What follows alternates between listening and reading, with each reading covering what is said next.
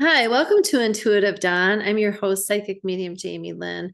I'm so glad you're here. Today I'm pulling a card from the Finding Inner Peace Inspirational Oracle deck by Olivia Burki.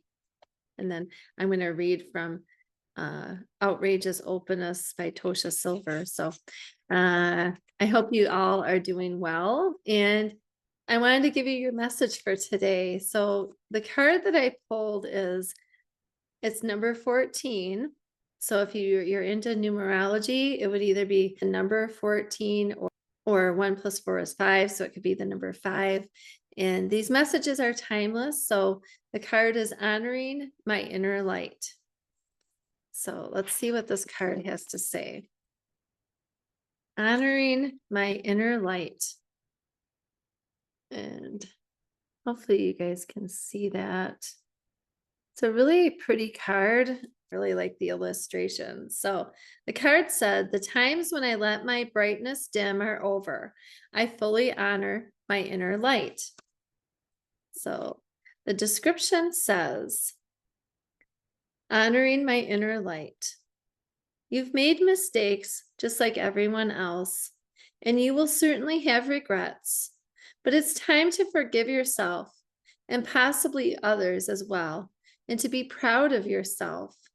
You are trying hard and you've come so far. Just having the will to work on yourself and your personal growth is honorable. You are wonderful. Never forget that. So honor your inner light and work on yourself if you need to. I mean, is there something maybe you feel you need to work on? And if there is, honor your inner light and take care of yourself inside and out, right? Beautiful card. So how do you honor your inner light? For me, it's by meditating and eating healthy and drinking lots of water. Also, doing yoga is good too to honor your inner light. And so let's see. I'm going to read from the book Outrageous Openness, Letting the Divine Take the Lead by Tosha Silver. I love this book. I mean, these are all like short stories and they're so much fun. The other day, a friend of mine read one to me and it resonated so much. It was something that I was going through. So it's very therapeutic as well. So I'm going to read a story from here. It's on page 203 and it's called Why Please Everyone? And I like how she has some quotes before the stories. So the first quote is Release the Noose of Public Opinion by Laurie Anders.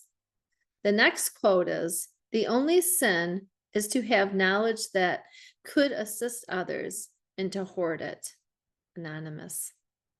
So here goes the story. I've been giving readings to Sosha forever. She's based in Montana, isolated from the urban art world. She recently did her first show in Los Angeles, and overnight, people were clamoring for more. Suddenly, with the internet, she saw that her work could travel the globe. She's got a Herculean birth chart with a prominent Pluto, the planet of death and rebirth, kicking up dirt wherever she goes. People instantly adore her or hate her. Her energy is so strong. She changes a room just by walking in the door. Wow. Do you know people like that? They just change the energy once they walk in the door. None of this world matters, except she also has 3 planets in sensitive Libra that are mortified each time she attracts a flicker of dislike. Because Libra is ruled by Venus, planet of love, right? So she called because she felt uncomfortable promoting herself on the web. I knew what she meant.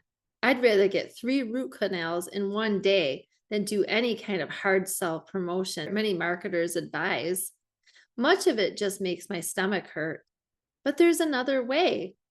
If you trust that you have something valuable to offer, you want to tell people as an act of love. In fact, if you have something that can benefit them, it can even be misguided and selfish not to share. The other day, I flashed on social soul painted in bold, jewel-like colors, like the hues of Mexico or South America, where she's often gone. Vivid turquoise, fuchsia, purple, and gold.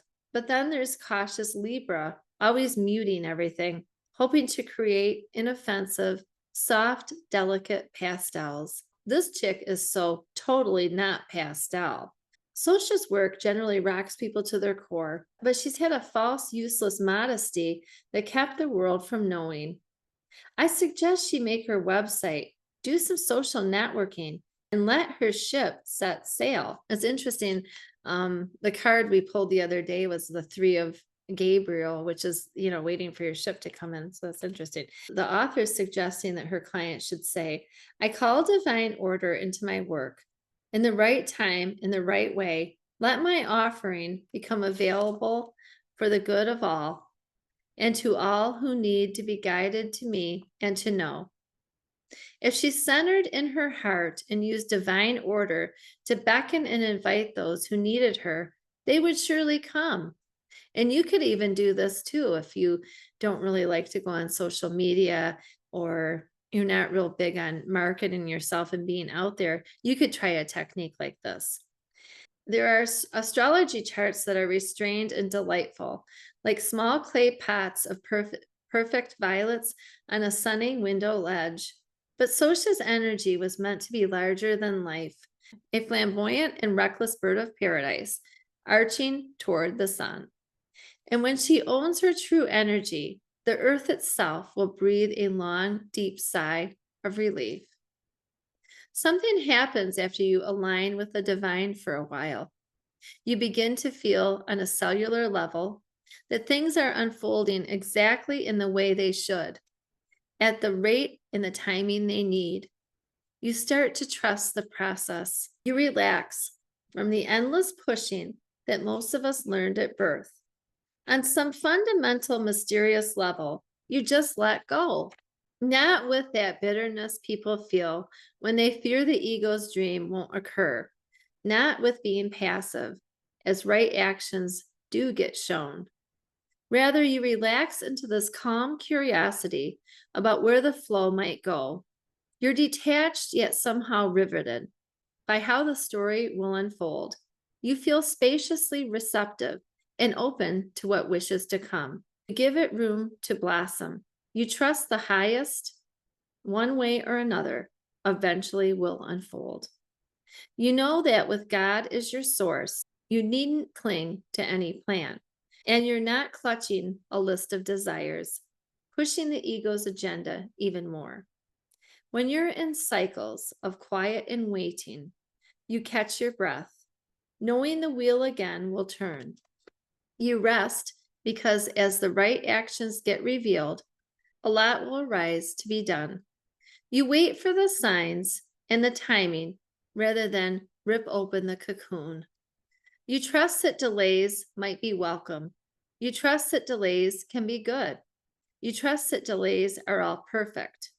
And you stay present just to witness your own birth.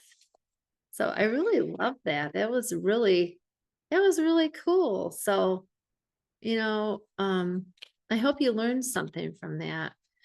And honor your inner light. I didn't even put those 2 stories together. I feel like that character or that lady in the story should honor her inner light.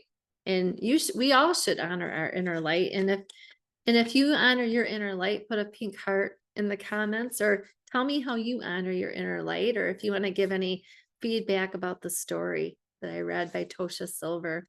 And thank you guys for being here today. You can find me on my website, psychicjamie.com, and on the Electric Spirit podcast that I'm the host of on all major podcasting platforms. So I look forward to seeing you all tomorrow, and have a good day.